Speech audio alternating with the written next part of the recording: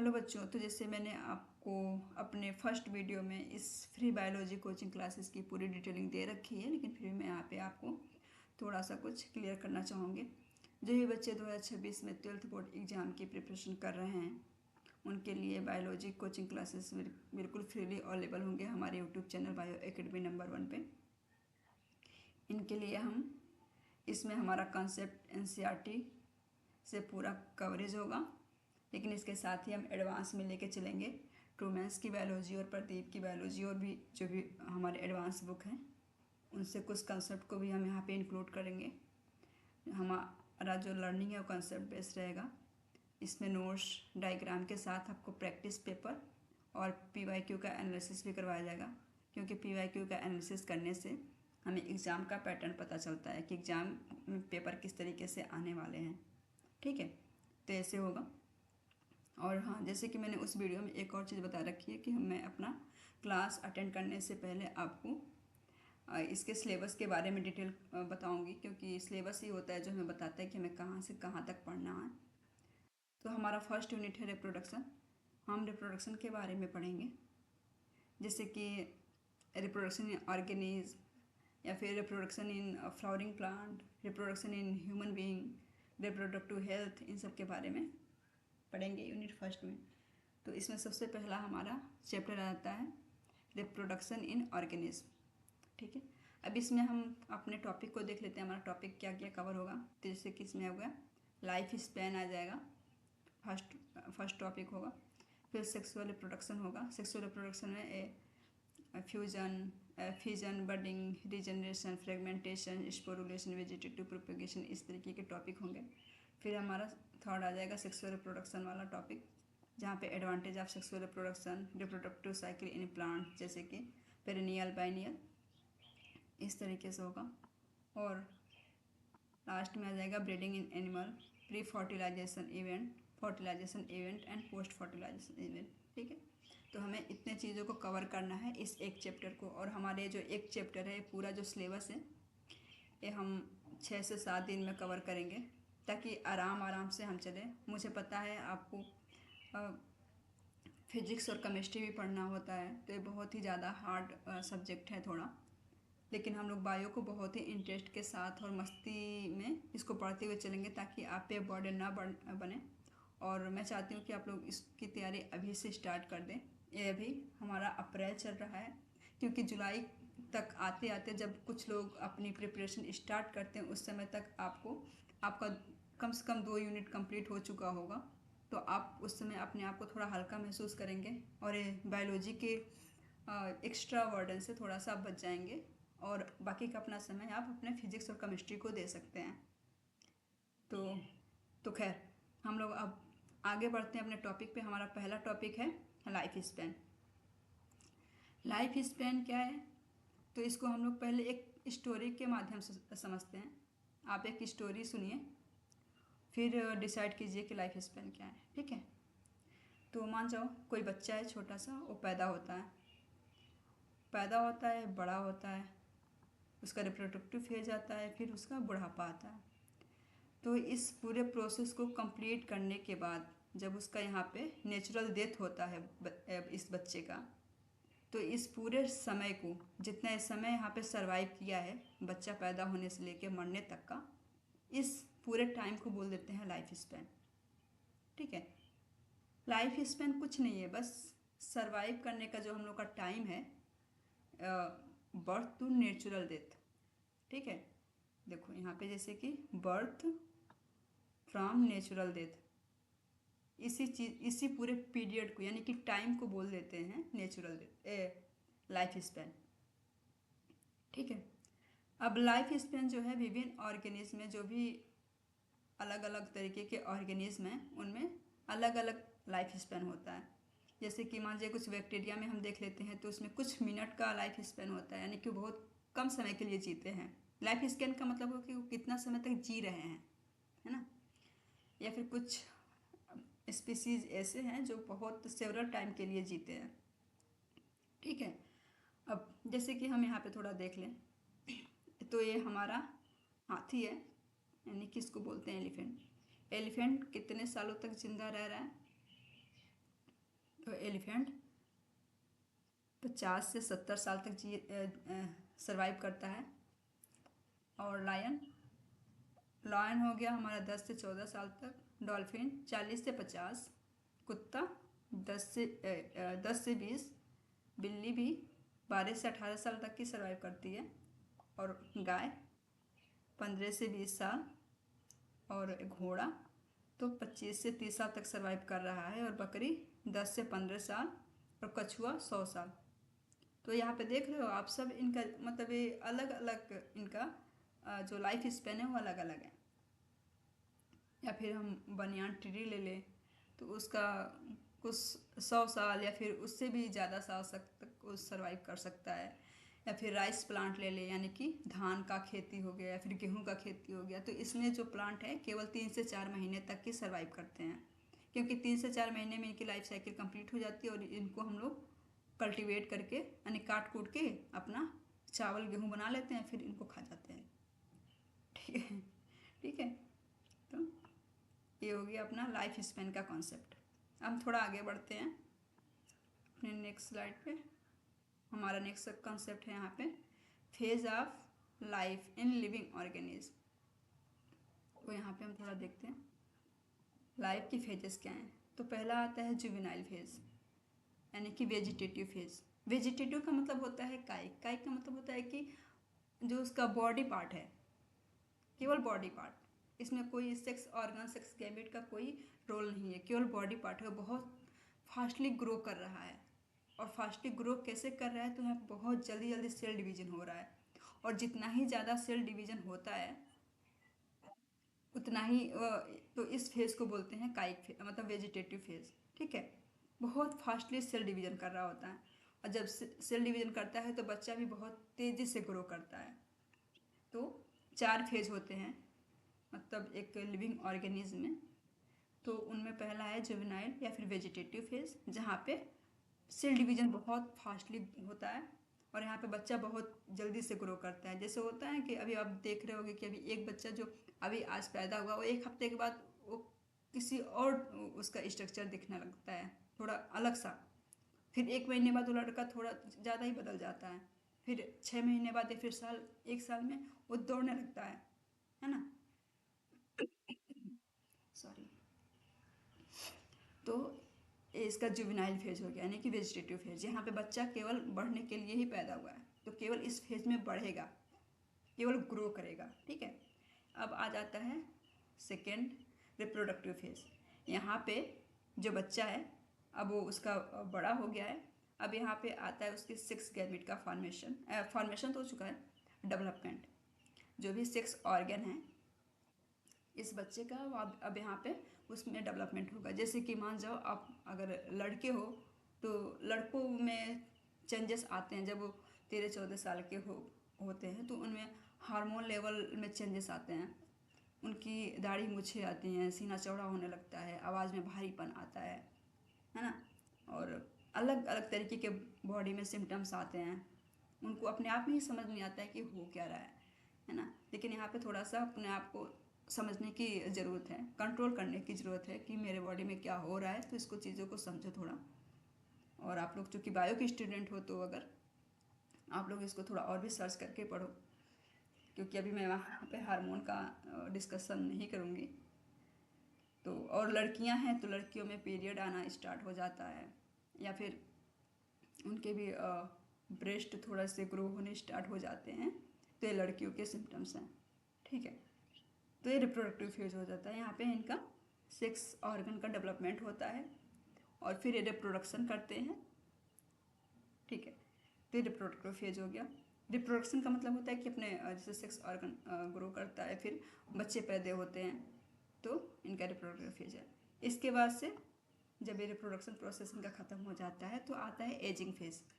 Ageing phase में यहाँ पे क्या होता है कि सेल का डिवीजन होना बिल्कुल भी बंद हो गया होता है। जो डीएनए में टीलोमियर होता है वो एकदम छोटा हो गया रहता है, क्योंकि टीलोमियर जितना ही बड़ा होता है उतना ही उसमें सेल डिवीजन होता है। और जब सेल डिवीजन होता है तो आदमी उतना ही जवान दिखता है। लेकिन जैसे सेल डिवीजन कम होता है, यानी कि टीलोमियर छोटा हो चुका होता है या फिर तो गायब हो चुका होता है, तो यहाँ पर टीलोमियर में जब डिवीजन नहीं होता है तो यहाँ पे क्या होता है कि एजिंग स्टार्ट हो जाती है, यानी कि वो सेल आपका बूढ़ा होने लगता है, उसमें अब कोई डिवीजन नहीं होता है, बस वही एक सेल है जो बहुत दिनों तक या फिर बहुत महीनों सालों तक पड़ा हुआ है, अब वो बूढ़ा हो रहा है। तो इस तरीके से आपका यह आता है एजिंग फेज। यहाँ पे सेल डिवीजन बिल्कुल होना बंद हो चुका होता है, इसीलिए लोग कहते हैं कि जब बुढ़ापे में अगर कोई हड्डी टूट जाती है तो उसका जुड़ना मुश्किल हो जाता है, क्योंकि यहाँ पे जल्दी सेल डिवीजन नहीं हो रहा होता है, इसीलिए लोग कहते हैं। या फिर कट जाता है तो जल्दी ठीक भी नहीं होता है, क्योंकि सेल डिवीजन नहीं हो रहा है ना वो घाव भरने के लिए। तो सेल एजिंग एजिंग फेज होता है। इसके बाद से आता है डेथ फेज, यानी कि जब वो बच्चा मतलब आदमी मतलब अपना डेथ को प्राप्त होता है, मृत्यु को प्राप्त होता है। तो ये हो गया हमारा phase of life in living organism. हम चलते हैं नेक्स्ट कॉन्सेप्ट पे।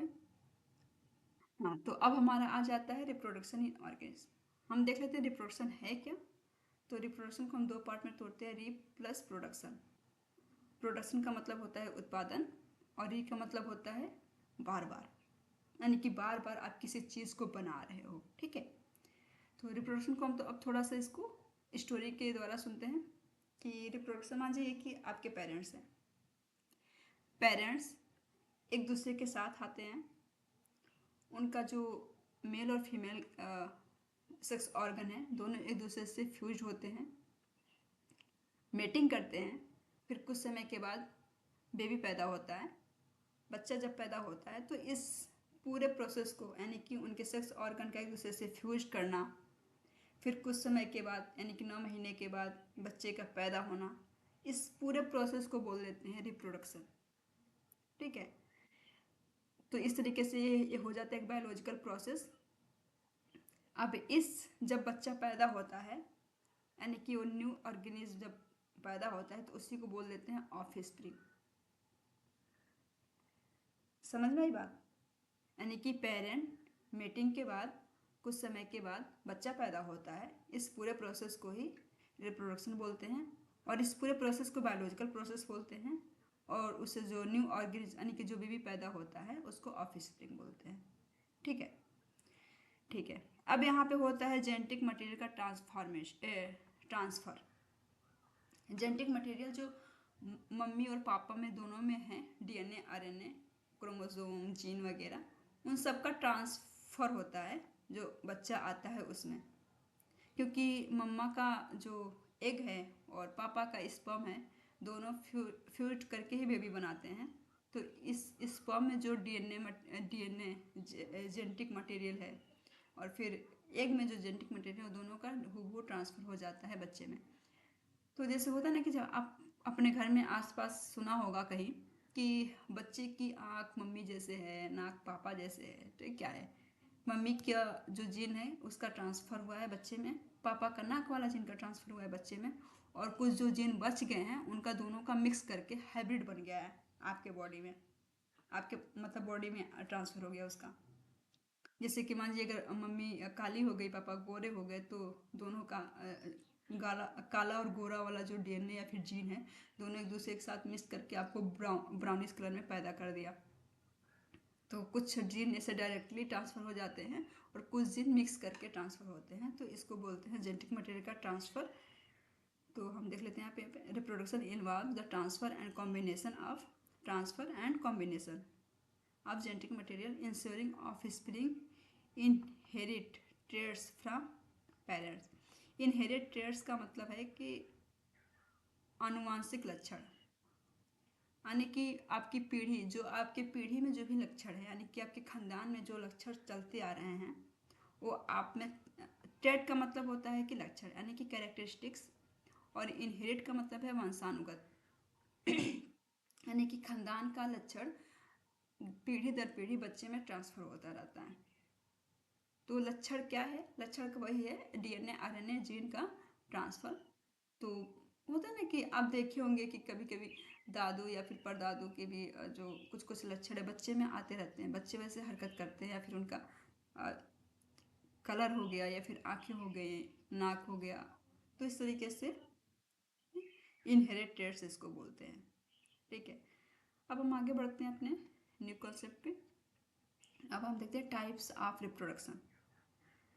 टाइप ऑफ रिप्रोडक्शन में क्या है कि ये दो तरीके का होता है। पहला होता है ए सेक्सुअल रिप्रोडक्शन और दूसरा होता है सेक्सुअल रिप्रोडक्शन। ए सेक्सुअल रिप्रोडक्शन किस में पाया जाता है? तो ये प्रिमिटिव जो ऑर्गेनिज्म होते हैं जैसे कि पैरामीशियम, यूग्लिना, प्लरेरिया, अमीबा, इसमें होता है एसेक्सुअल रिप्रोडक्शन। और ये सेक्सुअल रिप्रोडक्शन किस में पाया जाता है? तो ये वेल डेवलप्ड जो ऑर्गेनिज्म होते हैं, यानी कि कुल मिला के कहूँ तो जिसमें सेक्स ऑर्गन बनते हैं, यानी कि सेक्सुअल रिप्रोडक्शन का मतलब होता है कि जिस ऑर्गेनिज्म में सेक्स ऑर्गन का डेवलपमेंट होता है उनमें होता है सेक्सुअल रिप्रोडक्शन। और एक इसमें होता है तो कोई भी, जैसे कि ह्यूमन बीइंग हो गया, एनिमल हो गया, एंजियोस्पर्मिक प्लांट हो गए, तो इनमें सेक्सुअल रिप्रोडक्शन होता है। हाँ, तो हम देखते हैं कि ए सेक्सुअल रिप्रोडक्शन है क्या। ए सेक्सुअल रिप्रोडक्शन, इसमें मेल और फीमेल दोनों पेरेंट्स की ज़रूरत नहीं होती है, केवल एक ही पेरेंट्स की ज़रूरत होती है, केवल एक सिंगल पेरेंट की ज़रूरत होती है।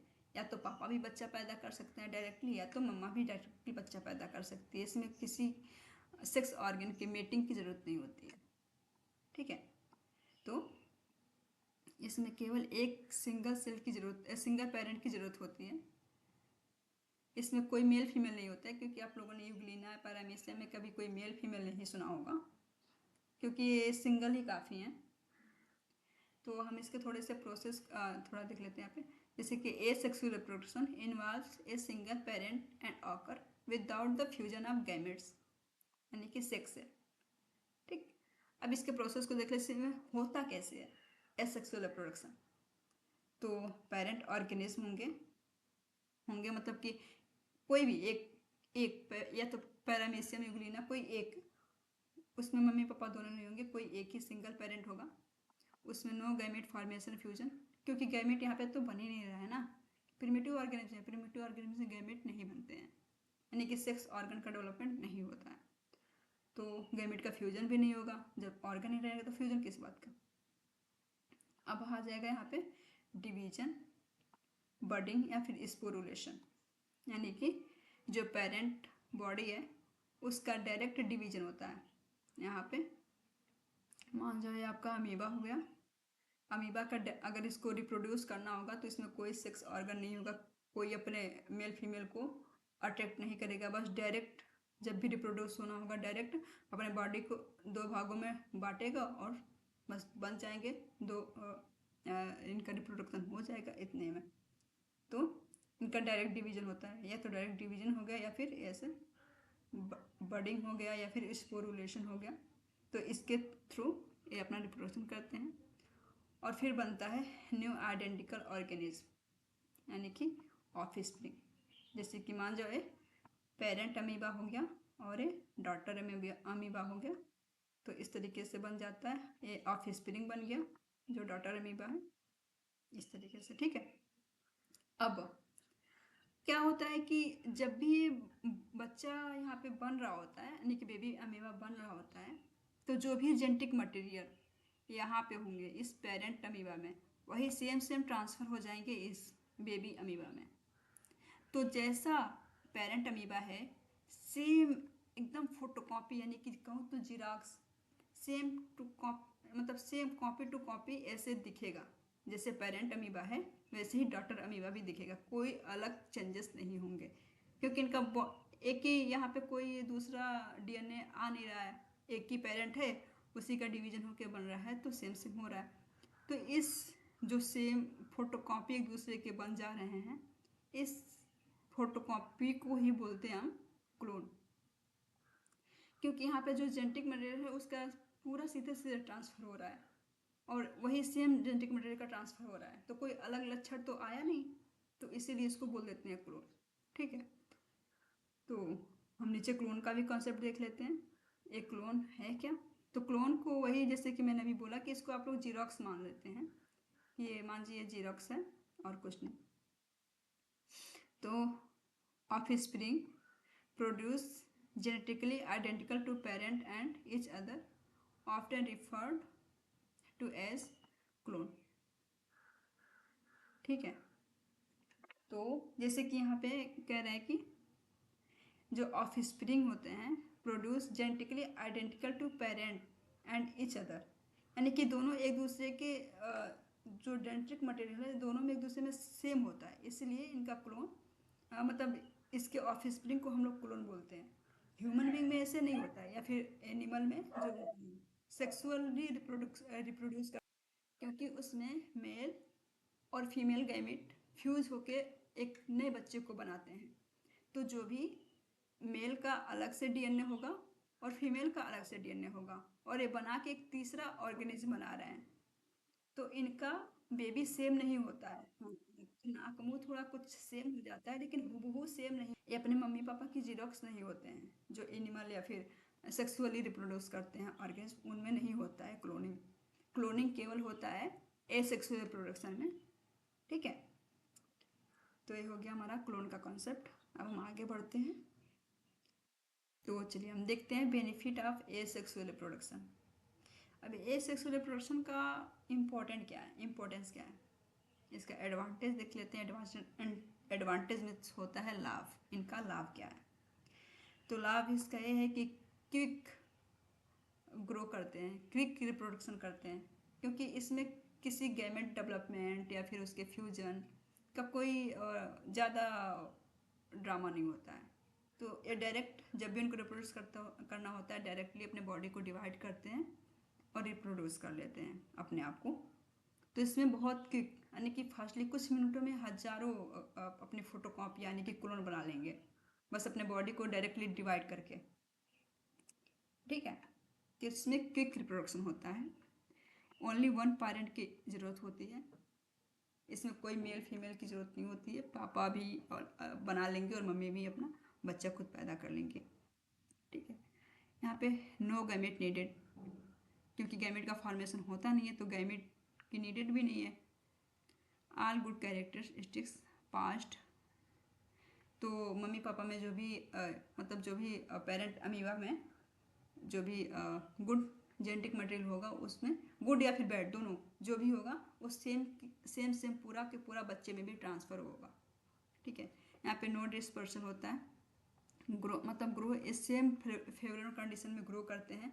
जैसे कि मान लो केवल पॉन्ड या फिर किसी नदी या फिर नाले वाले में ऐसे में कहीं ग्रो करते हैं, तो ये यहीं पे ग्रो करेंगे।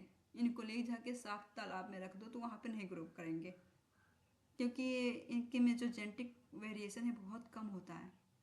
तो ये किसी अनफेवरेबल कंडीशन में जल्दी एडॉप्ट नहीं कर पाते हैं। समझे? हाँ, अब यहाँ पे storage large amount of food, rapid grow.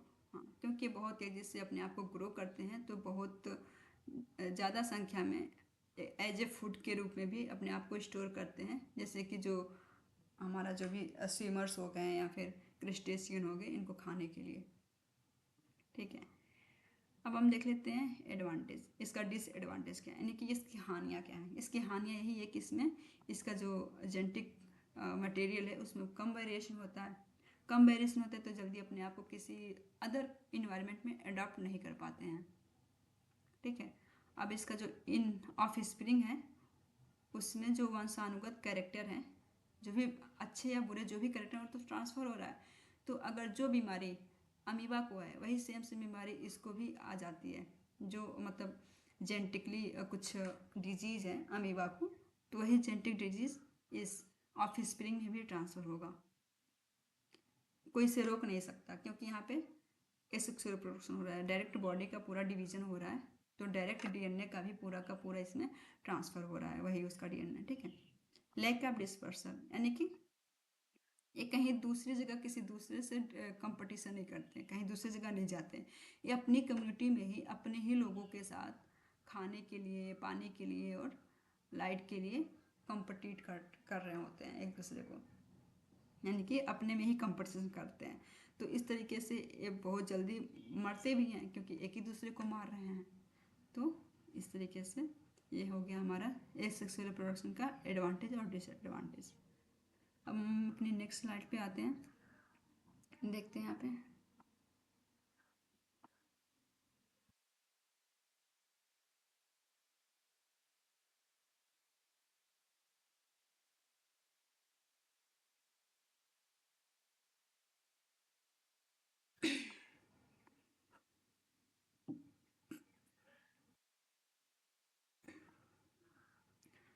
तो अब हम अपनी नेक्स्ट स्लाइड पे आते हैं, देखते हैं यहाँ पे मोड्स ऑफ एसेक्सुअल रिप्रोडक्शन।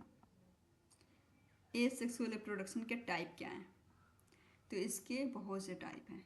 पहला हो गया फिजन, ये थोड़ा सा यहाँ पे स्पेलिंग ये मिस्टेक हो गया है, ये वाला स्पेलिंग रहेगा। तो पहला है फिजन, एसेक्सुअल रिप्रोडक्शन का टाइप में, जो अमीबा में पाया जाता है। सेकेंड है बडिंग, जो हाइड्रासाइकॉन में होता है। थर्ड है रीजनरेशन, जो कि प्लेनेरियम होता है। फ्रेगमेंटेशन, स्पाइरोगायरा में पाया जाता है। स्पोरुलेशन, जो कि राइजोपस में होता है, इसमें स्पोर लाइक स्ट्रक्चर होते हैं। और यहाँ पे वेजिटेटिव प्रोपगेशन, जो कि सब्जियों में पाया जाता है, जैसे कि सब्जी या फिर कहूँ तो मतलब जैसे कि आलू हो गया, गाजर हो गया, मूली हो गया, इन सब में वेजिटेटिव प्रोपगेशन पाया जाता है। तो ये अमीबा में जो फ्यूजन है, फ्यूजन में भी दो पार्ट होते हैं, जैसे कि एक बाइनरी हो गया और एक मल्टीपल फ्यूजन हो गया। मल्टीपल फ्यूजन हमारा हो जाता है प्लाज्मोडियम में, एक्सटर्नल हो जाता है। और फिर बडिंग में भी दो तरीके का बडिंग होता है, एक एक्सटर्नल होता है, एक इंटरनल होता है।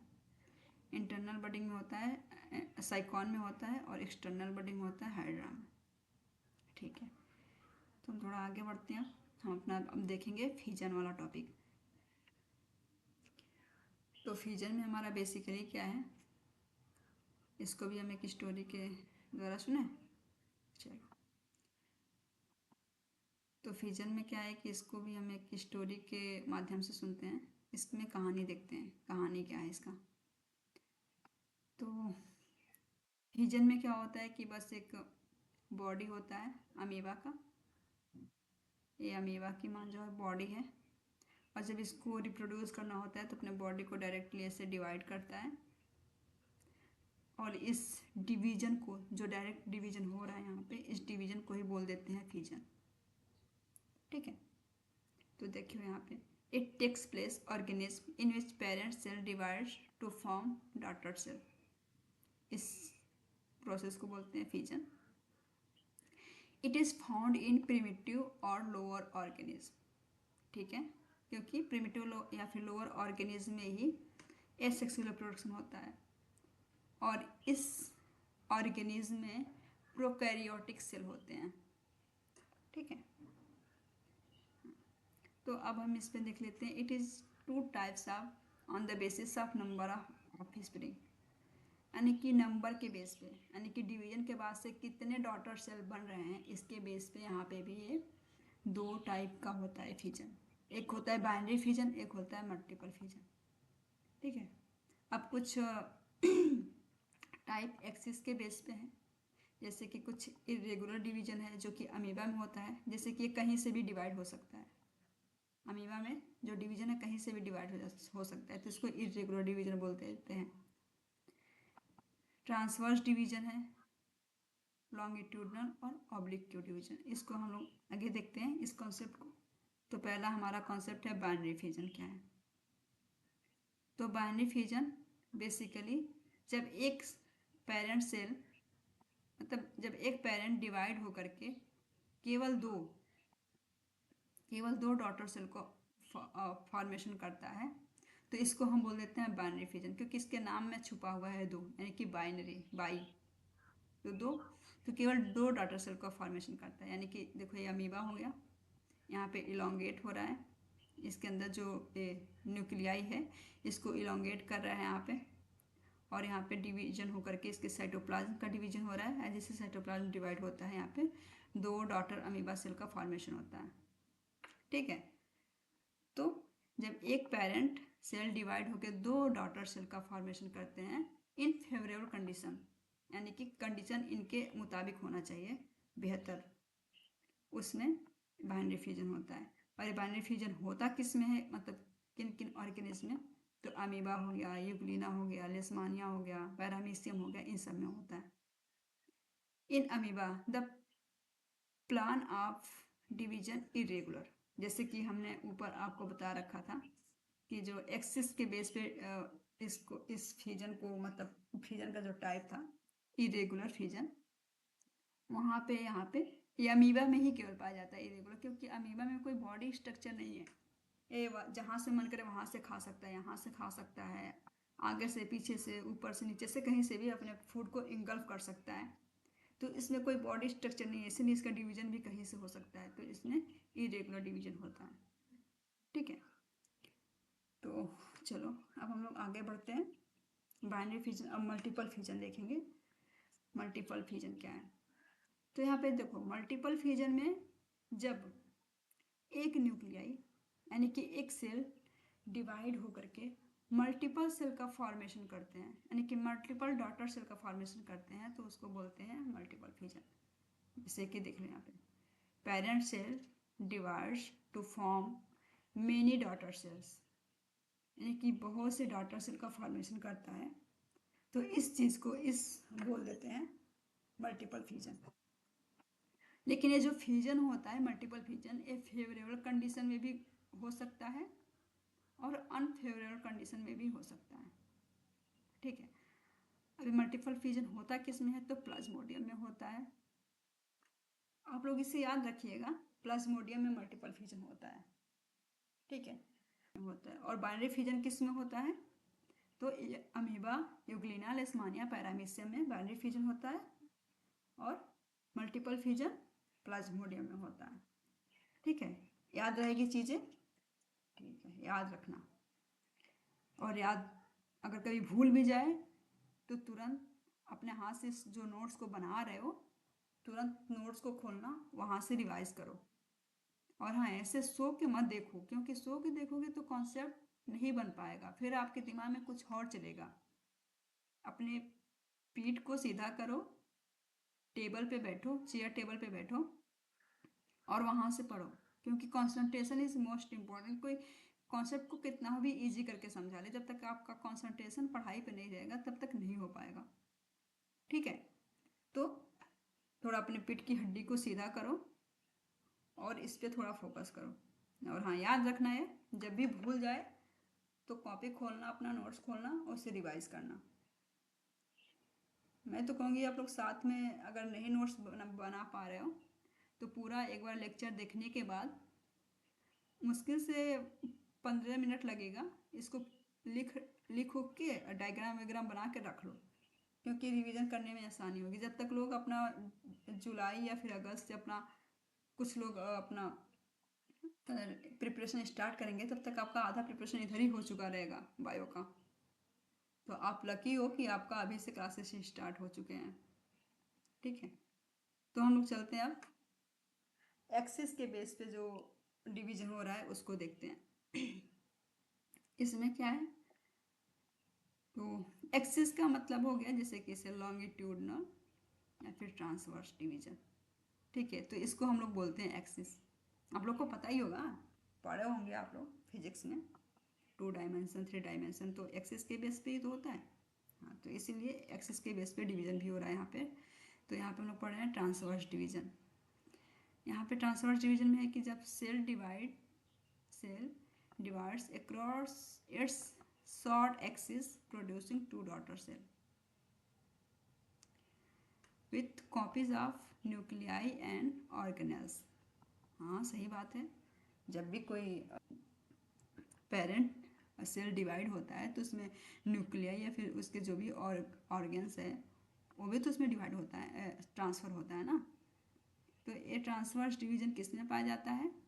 तो ये पाया जाता है पैरामीशियम में, क्योंकि पैरामीशियम में ये ऐसा चप्पल जैसे है, इसको लंबे में आप नहीं काट सकते, क्योंकि लंबे में काटोगे तो इक्वली डिवाइड नहीं होगा, यानी कि लॉन्गिट्यूडनल आप इसको नहीं काट सकते, आप इसको हॉरिजॉन्टल ही काट पाओगे, ट्रांसवर्स ही काट पाओगे। ठीक है, ऐसे ऐसे करके। तो हम देखते हैं अब इसको, पैरामीशियम जो अपना रिप्रोडक्शन करने के लिए तैयार हो रहा है, तो सबसे पहले क्या करेगा? तो इसके अंदर जो 2 न्यूक्लियाई हैं, माइक्रो और मैक्रो न्यूक्लियाई हैं, पहले इसको इलोंगेट करेगा। कहेगा चल भाई, अब रिप्रोडक्शन का समय आ गया है, हम लोग इलोंगेट करते हैं, अपने बच्चे को बनाते हैं। तो ये दोनों न्यूक्लियाई इलोंगेट होंगे धीरे धीरे। यहाँ पे देखो स्ट्रक्चर दिख रहा है, ये दोनों इलोंगेट हो चुके हैं, बल्कि जो सबसे छोटा था वो तो कुछ ज़्यादा ही लंबा हो चुका है, जो जो उसमें देख रहे हो यहाँ पे माइक्रो न्यूक्लियस कुछ ज़्यादा लंबा नहीं हो गया। इतना लंबा हो गया। चलो, अब इनका न्यूक्लियाई का इलोंगेशन हो चुका है। अब इनको बनाने अपने सेल ऑर्गेनेल्स की डबलिंग करनी है। तो यहाँ पे देखो, ये जो इनका ओरल ग्रूव है, यहाँ पे धीरे धीरे यहाँ पे तो पूरा क्लियरली है, लेकिन यहाँ पे डिसअपियर हो रहा है। क्यों? क्योंकि डिसअपियर होगा तभी तो दो बनेगा। तो डिसअपियर हो रहा है। अब डिसअपियर होके यहाँ पे दो ओरल ग्रूव बना रहे हैं। देखो, ये ओरल ग्रूव खाने के लिए होते हैं, जो भी फूड आता है इसके द्वारा वो इंगल्फ करते हैं। तो इनमें बन गया दो ओरल ग्रूव। फिर यहाँ पे जो हाँ, फिर यहाँ पे जो भी सेल ऑर्गेनेल्स हैं उनका डिवीजन हो जाता है। मतलब इसकी दो दो कॉपियाँ बन चुकी होती हैं। दोनों मतलब दोनों एंड में जो सेल ऑर्गेनेल्स हैं वो आ चुके हैं। देखो यहाँ पे सब डबल हो चुके हैं। अब केवल इनका जो साइटोप्लाज्म है डिवाइड करेगा। साइटोप्लाज्म केवल बस डायरेक्टली डिवाइड करके बना देता है दो पैरामीशियम, यानी कि दो डॉटर सेल। तो इसमें जैसे कि डिवीजन हमने देख लिया, डिवीजन कैसे हो रहा है, तो ट्रांसवर्स डिवीजन। ठीक है, हम आगे बढ़ते हैं। अगर आप लोग को समझ में आ गया हो तो समझ में ही आ गया होगा, क्योंकि बहुत अच्छे से मैंने इस चीज़ को समझाया है। तो ये हो गया हमारा पैरामीशियम का ट्रांसवर्स डिवीजन। थोड़ा हम आगे बढ़ते हैं, हम देखते हैं अपना लॉन्गिट्यूडनल डिवीजन क्या है। यानी कि ऐसे जो डिवीजन है वो लंबे में बटेगा, ऐसे लंबे में कटेगा। तो पहले इसको हम देखते हैं। Cell divides along its long axis. ठीक है, ensuring daughter cells inherit the flagellum and necessary component. यहाँ पे आप लोग याद रखिएगा, इसका लॉन्गिट्यूडनल डिवीजन इसलिए हो रहा है क्योंकि ये अपने फ्लैजेलम को भी तो ट्रांसफ़र करेगा ना अपने बच्चे में, और जो भी नेसेसरी कंपोनेंट या फिर सेल ऑर्गेनेल्स है उसका तो ट्रांसफ़र होगा ही होगा। लेकिन यहाँ पे मेन बात आती है फ्लैजेलम, यानी कि फ्लैजेला की ही वजह से यहाँ पे लॉन्गिट्यूडनल डिवीजन हो रहा है। और जो ये फॉरो है, यहाँ पे जैसे मान लो ये फॉरो है और ये फ्लैजेला है, इसके वजह से ही इसमें लॉन्गिट्यूडनल डिवीजन पॉसिबल है। क्योंकि इसको अपने फ्लैजेला को भी डिवाइड करके अपने बच्चे में देना है, ताकि इनका बच्चा भी तैर सके, है ना। तो ये ग्लीनम होता है लॉन्गिट्यूडनल डिवीजन। अब देखो, अब इनको इलोंगेट होना है, तो इसका जो ये न्यूक्लियाई है इलोंगेट हो रहा है धीरे धीरे यहाँ पे। और ये जो फ्लैजेला है, पहले एक फ्लैजेला है, अब यहाँ पे दो फ्लैजेला का फॉर्मेशन हो चुका होता है, इसके डुप्लीकेशन ऑफ क्रोमोसोम। और यहाँ पे दो फ्लैजेला बन चुके हैं। अब यहाँ पे जो फॉरो है ये धीरे धीरे इसका चौड़ा हो रहा है, ताकि इसका डिवीजन आसानी से हो सके। और इसका जो न्यूक्लियाई है वो डिवाइड हो चुका है दो पार्ट में। अब इसके न्यूक्लियाई का पूरा तरीके से यहाँ पे डिवीजन हो रहा है। और जो फॉरो है अब ये भी डिवीजन होने के लिए तैयार हो चुका है। और जो कि फ्लैजेला, ये भी दोनों अपना वेल डेवलप प्रिपेयर हो चुके हैं। अब बस इनका बॉडी जो है यहाँ से दो भागों में टूट करके दो यूग्लिना को बना दिया, यानी कि दो डॉटर यूग्लिना सेल का फॉर्मेशन किया। तो ये हो जाता है हमारा लॉन्गिट्यूडनल डिवीजन। तो आपको भूलेगा नहीं अब ना, लॉन्गिट्यूडनल डिवीजन किस में होता है, तो यूग्लिना में होता है। भूलिएगा मत इस चीज़ को। और रिवीजन तो हर कुछ समय इंटरवल के बाद करते रहिएगा। अब हमारा नया कॉन्सेप्ट आ जाता है बडिंग। ये बडिंग क्या है? तो बडिंग कुछ नहीं, केवल एक, जैसे कि आप लोगों ने फूलों की कली देखा होगा, उसी चीज़ को हम लोग बड यानी कि बडिंग बोल देते हैं। ठीक है, अब ये बडिंग में क्या है कि बडिंग में आउट ग्रोथ होता है from the parent body develop. जो पेरेंट की जो भी बॉडी होती है वहाँ से एक छोटा सा आउट ग्रोथ होता है और स्लोली ग्रो करता है, फिर मैच्योर होता है। और मैच्योर होकर के अपने जो पेरेंट बॉडी है उससे सेपरेट होता है, सेपरेट करके एक नया मतलब न्यू इंडिविजुअल बनता है, eventually separate from the parent body. ठीक है, चलो हम लोग इसको थोड़ा सा यहाँ पे ड्रा करके देखते हैं कि मान जाओ जैसे कि ये एक पेड़ है। ठीक है, अब इस पेड़ को रिप्रोड्यूस करना है, यानी कि मान जाओ हम इसको हाइड्रा ही मान लेते हैं। क्योंकि ये हाइड्रा और ईस्ट में पाया जाता है बडिंग। तो मान जो हाइड्रा है, हाइड्रा को रिप्रोड्यूस करना है, यानी कि एसेक्सुअल रिप्रोडक्शन इसमें होता है ना, तो बडिंग के जैसे रिप्रोडक्शन करता है। तो बडिंग के जैसे रिप्रोड्यूस कैसे करेगा? तो जब भी इसको रिप्रोड्यूस करना होता है, एक छोटा सा बर्ड लाइक स्ट्रक्चर को बाहर निकालता है अपने बॉडी से, अपनी शाखाओं से, अपनी टहनियों से ऐसे।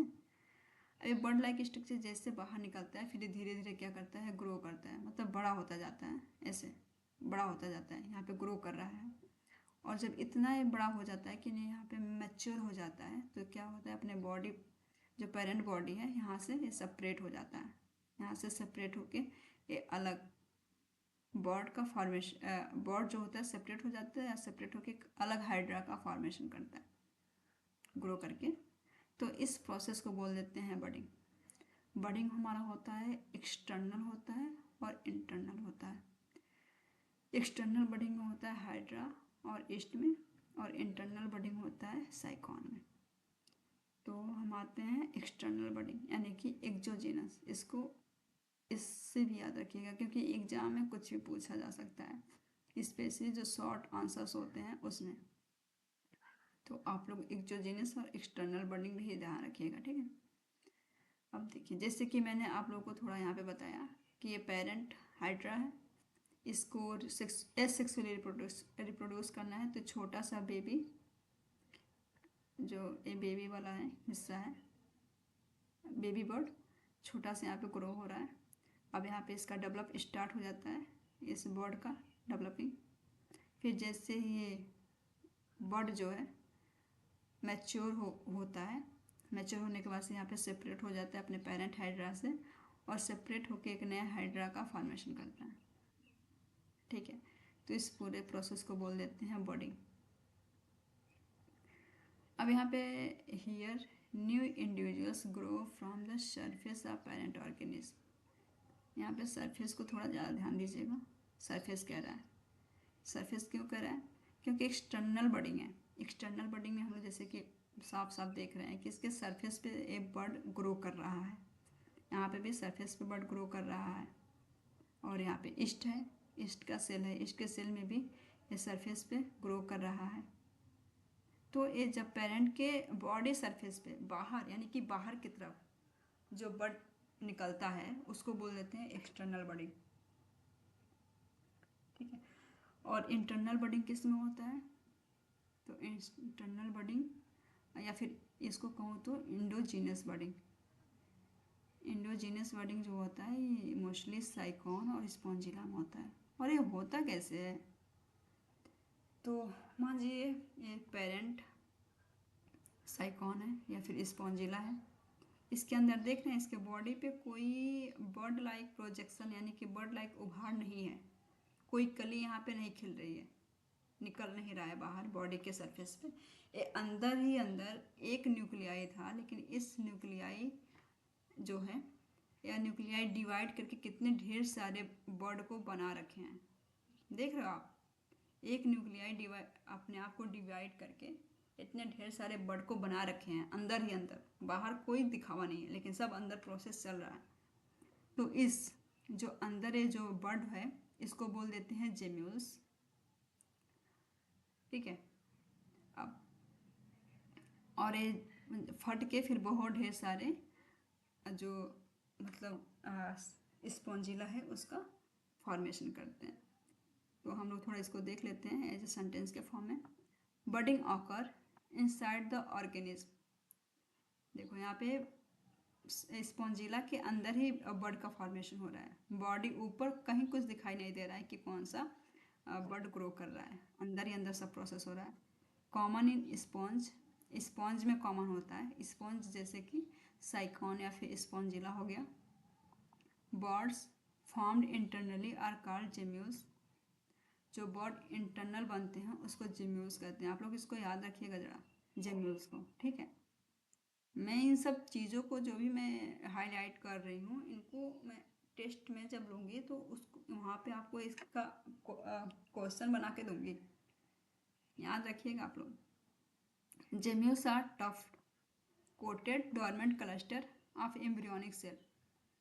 ये जो जेम्यूल्स होते हैं बहुत ही हार्ड, मतलब कहूँ तो हार्ड कोटेड जो एम्ब्रियोनिक सेल होते हैं उनसे कोट होते हैं, क्योंकि इनका जो होता है, इनको सुरक्षित रखने के लिए नेचर ने इनको प्रोटेक्ट करने के लिए इनको जो टफ कोटेड एम्ब्रियोनिक सेल्स होते हैं उससे इनको कवर किया होता है। ठीक है। अब एग्जाम्पल में, example include gemmules of Spongilla and साइकॉन। बस वही स्पॉन्जिला और साइकॉन, मतलब कि स्पॉन्ज में ये पाया जाता है इंडोजीनस बॉडिंग। तो अगर कोई पूछे कि इंडोजीनस बॉडिंग कहाँ पाया जाता है तो आप क्या बताओगे? आप लिखो अपने जो भी हैं वहाँ पे कि ये स्पॉन्ज में पाया जाता है। और स्पॉन्ज में भी कौन कौन से स्पीसीज हैं? तो साइकॉन और स्पॉन्जिला है। ठीक है, तो चलो हम बढ़ते हैं अपने नेक्स्ट कॉन्सेप्ट की ओर। और हमारा नेक्स्ट कॉन्सेप्ट है रीजनरेशन। रीजनरेशन क्या है? रीजनरेशन में जैसे कि हमको नाम से ही दिख रहा है, री प्लस जनरेशन, यानी कि फिर से बनाओ। री मैंने पुनः होता है, जनरेशन मतलब कि निर्माण करना होता है, तो इसको मतलब कि फिर से बनाओ। ऐसे मैं एक रीजनरेशन का एक छोटा सा एग्जांपल हम लोग अपने घरों में देख सकते हैं। जैसे कि छिपकली को आप लोगों ने देखा होगा, उसकी पूंछें कभी कट जाती हैं, है ना? फिर उसकी पूंछ कटने के कुछ समय बाद फिर से उसकी पूंछ ग्रो कर जाती है। तो इस इसी को कहते हैं रीजनरेशन। हालांकि यहाँ पे रीजनरेशन हम देखेंगे प्लेनेरिया, हाइड्रा, स्ट्राफिस और वाल लिजर्ड में।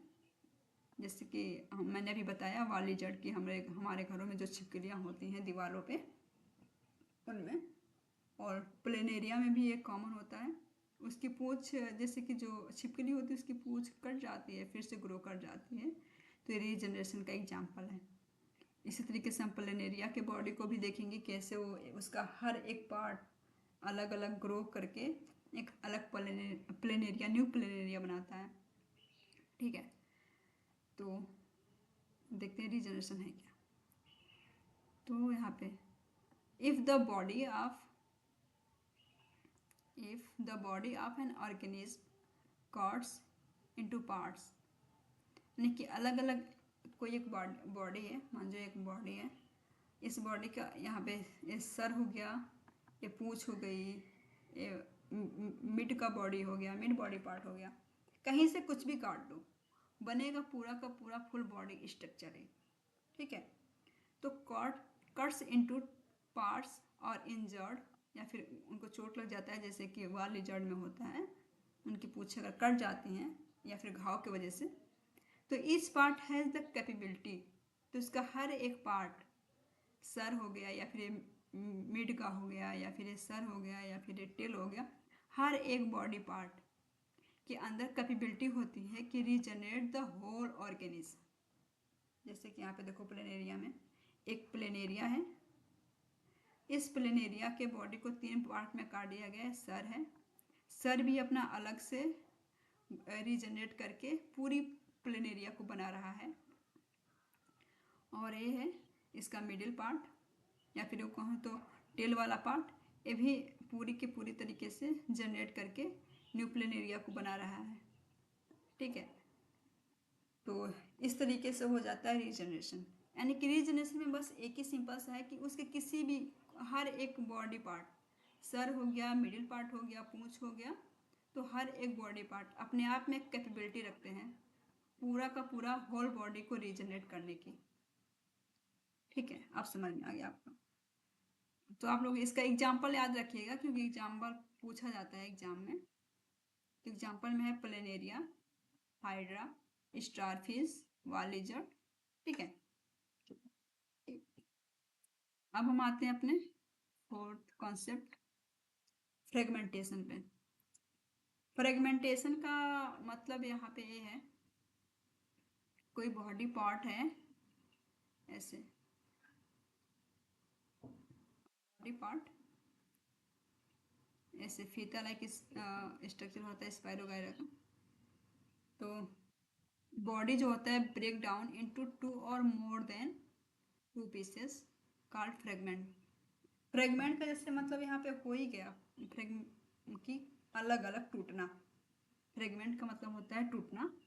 तो मान लीजिए कोई एक पेरेंट बॉडी है जो ब्रेक करता है या तो दो भागों में या तो दो से अधिक भागों में, उसको कहते हैं फ्रेगमेंटेशन। ठीक है, या फ्रेगमेंट कहते हैं दो दो तीन चार या फिर मल्टीपल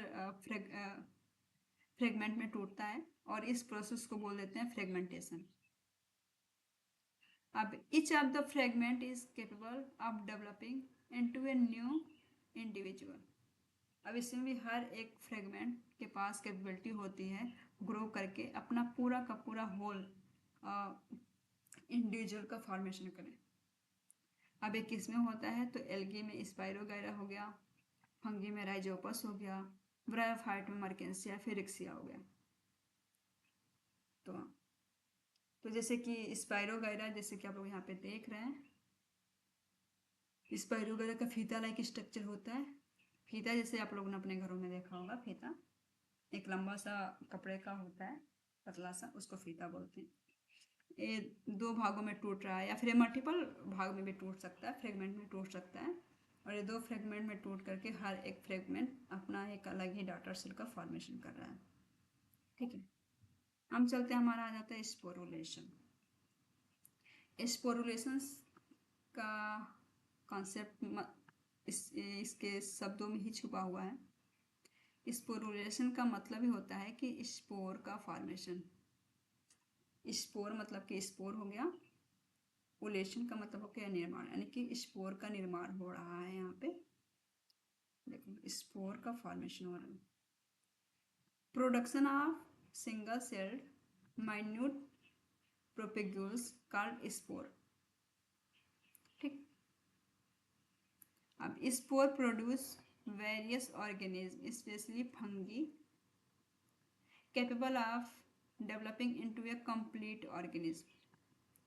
ये जो स्पोर्स होता है स्पेशली फंगी वगैरह में रिप्रोड्यूस होता है, और इसका अगर हम स्पोर को, अगर मैं सिंपल से शब्दों में कहूँ तो इसको हम मान लेंगे बीज। हालांकि बीज जैसे इतना बड़ा नहीं होता है, बहुत छोटा सा स्पोर होता है।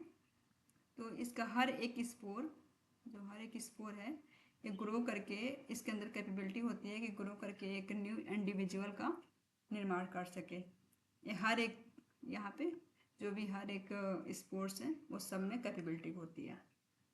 ठीक है, अब एक दो टाइप का होता है, एक तो एक्सोजीनस हो गया जो आउटसाइड होता है, इंडोजीनस हो गया जो इनसाइड द सेल होता है।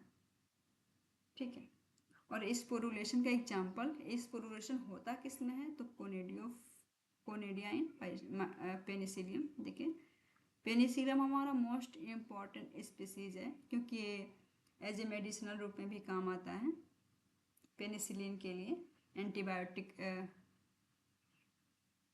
हाँ, पेनिसिलिन जो होता है बहुत ही इम्पोर्टेंट दवा है हमारे लिए। तो कोनेडिया इन पेनिसिलियम, यहाँ पे कोनेडिया का फॉर्मेशन है। कोनेडिया का मतलब हो गया स्पोर, और हर एक स्पोर अपने आप में ही कैपेबिलिटी रखता है कि एक न्यू ऑर्गेनिज्म को बना सकें, यानी कि न्यू इंडिविजुअल को अपने आप में बना सकें। तो थैंक यू, इतना जो भी हमने पढ़ा है इस कॉन्सेप्ट को यहाँ पे रुकते हैं, और इसके आगे के जो भी कॉन्सेप्ट है उसको हम लोग नेक्स्ट लेक्चर में देखेंगे। तो आज के लिए इतना ही। पढ़ते रहिए, रिवीजन करते रहिए, और टेस्ट में अच्छे नंबर लेके आइएगा, क्योंकि इसके एक हफ्ते बाद आपका टेस्ट होगा, यानी कि वीकेंड पे मैं आपका टेस्ट भी लेते रहूँगी। तो थैंक यू सो मच।